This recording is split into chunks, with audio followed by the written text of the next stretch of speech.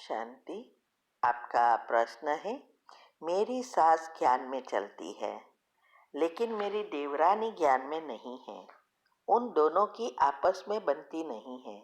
खान पान को लेकर भी बहुत परेशान है और स्वभाव संस्कार की भी परेशानी है। सास को देवरानी की और देवरानी को सास की गलती लगती है।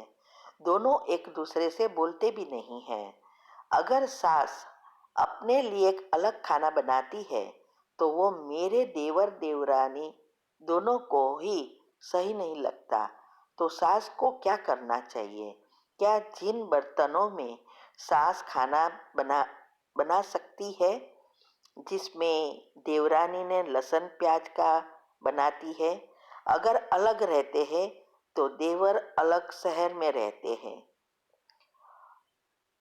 उत्तर है, देखो, ये कई बार प्रॉब्लम ये लहसुन और प्याज का ही होता है। और आपकी सास अगर ज्ञान में चलती है तो उसको रोज अच्छा योग करके इसके साथ के हिसाब किताब चुकतू करना है, क्योंकि ये सारा परिवार जो जितना भी नज़दीक है वो हमारे हिसाब किताब पिछले जन्मों का है और इस जन्म में हम नए भी बनाते हैं। देवरानी ज्ञान में नहीं है तो उसको इफेक्ट नहीं होता है, वो तो वो जाने।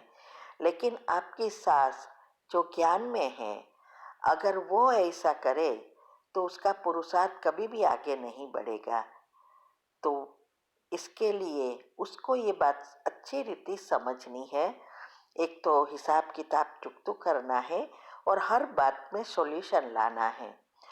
तो आपकी सास को पहले तो अलग ही बर्तन रखना है, क्योंकि अगर घर पे ही है तो हम 2 तपेली साग के लिए ही रखना है ना। राइस तो कोई प्रॉब्लम नहीं है, या एक राइस दाल और साग की 3 तपेलियां बर्तन ले लो, दूसरा तो कुछ चाहिए नहीं, और वो अपना क्लीन करके रख दे तो कोई प्रॉब्लम ही नहीं होगा ना।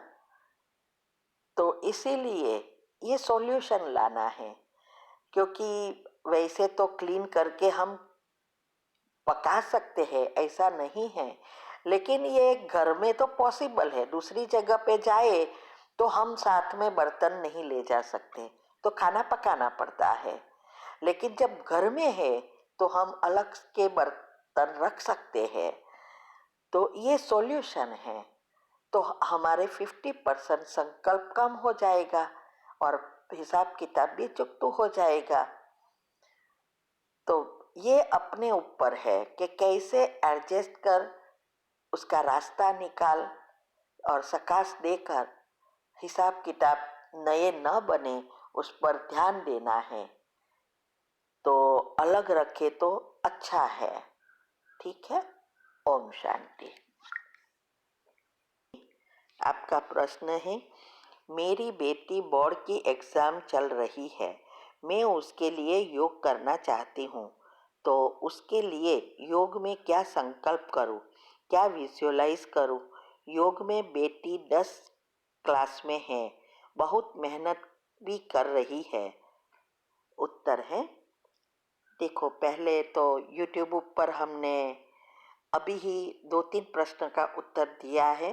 किसी की कॉलेज में एग्ज़ाम है, उसको सकाश देना वगैरह, तो वो आप अच्छी रीति सुनो और फॉलो करो।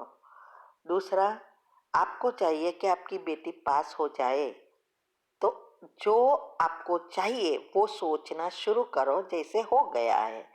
सारा दिन यही सोचना है। आपकी बेटी को भी कहो कि वो भी यही सुबह में भी उठकर करे। उसके लिए भी कमेंट्री बच्चों के लिए रखी है कि बच्चों को कैसे रोज 10 मिनट योग करना है, बाद में पढ़ते समय क्या इंस्ट्रक्शन देनी है, क्लास में बैठते समय, एग्ज़ाम के समय क्या सोचना है।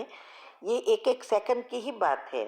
तो ये अगर वो भी करती तो जल्दी तैयार हो जाती, क्योंकि अगर वो नेगेटिव है, डरती है, और आप पॉजिटिव करना चाहोगे तो नहीं होगा। और दूसरा, आपकी पॉजिटिविटी एकदम क्लियर होनी चाहिए। एक भी नेगेटिव संकल्प एग्जाम के बारे में या कोई भी नहीं आना चाहिए। क्या होगा, पास होगी कि नहीं, पेपर अच्छा होगा कि नहीं, ऐसा नहीं होना चाहिए। पॉजिटिव, जब भी आपको ऐसा प्रश्न आए, माना अंदर संकल्प आए, 3 बार कैंसल करो, कैंसल कैंसल कैंसल। और जो भी आया है संकल्प, उसका ऑपोजिट पॉजिटिव डालो कि नहीं, ऐसे बहुत अच्छी मेहनत की है और पास हो गई है, ऐसे। तो सुबह में 5 मिनट की जो कमेंट्री दिनचर्या ग्रुप में आती है, उसके बाद 21 बार आपकी बेटी को विजुअलाइज करके बाबा से शक्ति देकर सकाश दो और ये सोचो कि एग्ज़ाम में वो बहुत अच्छे मार्क्स से पास हो गई है। आपकी बेटी को भी यही सोचने का कहो सुबह में उठ के तुरंत ही, क्योंकि उस समय सबकॉन्शियस माइंड बहुत खुला होता है। और रात को सोते समय भी यही सोचते सोचते सो जाना है। बाकी बाद में पावरफुल अमृत वेले के बाद भी आप उसको ऐसे सकाश दो जैसे वो एग्ज़ाम में बैठी है, वो विजुअलाइज करो और पेपर लिख रही है, आप उसको सकाश दो कि बाबा की शक्तिशाली किरणें इस आत्मा में प्रवाहित हो रहे हैं। अब इस आत्मा की बुद्धि का ताला खुल गया है, सबकॉन्शियस माइंड में सब कुछ सबकॉन्शियस माइंड से बाहर आ रहा है और जो भी उसने पढ़ा है वही पेपर में आया है और बहुत अच्छी रीति पेपर लिख दिया है और 100% से पास हो गई है। ऐसा जो आपको चाहिए वो सबकॉन्शियस माइंड के 3 नियम अनुसार लिस्ट बनाकर दोहराना है। एनर्जी आ रही है और उसमें जा रही है, ऐसा विजुअलाइज करना है। तो ये करेंगे और आपकी बेटी को भी यही सोचने को कहना है कि बहुत पेपर हल्का है, बहुत मैं जो पढ़ा वही आया है, मैं पास हो गई हूँ।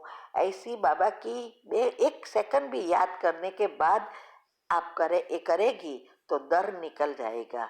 सबको फेल करता है एग्जाम फियर और उससे हमारे सबकॉन्शियस माइंड पर पर्दा लग जाता है, ब्लैंक कर देता है और उसकी वजह से मार्क्स कम ज़्यादा और फेल होते हैं।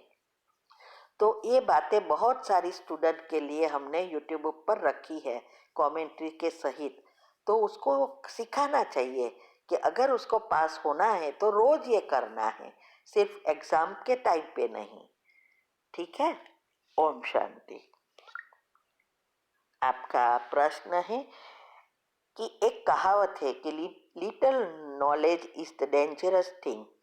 मेरा साथ बाबा के ज्ञान को लेकर यही चल रहा है।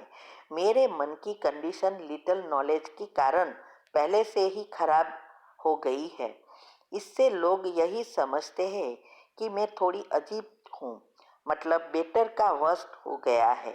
एक बार मुरली में भी आया था कि अगर ज्ञान को ढंग से नहीं समझ पाते हैं तो ना ही इस लोक में का सुख या न उस लोक का सुख पा सकते हैं। तो मेरा साथ ही ऐसा ही है।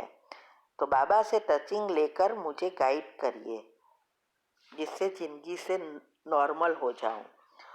उत्तर है, पहले तो मैं ये कहूँगी, ऐसे कोई मैं संदेश लेकर नहीं जाती हूँ, नहीं मैं संदेशी हूँ कि मुझे जवाब मिले।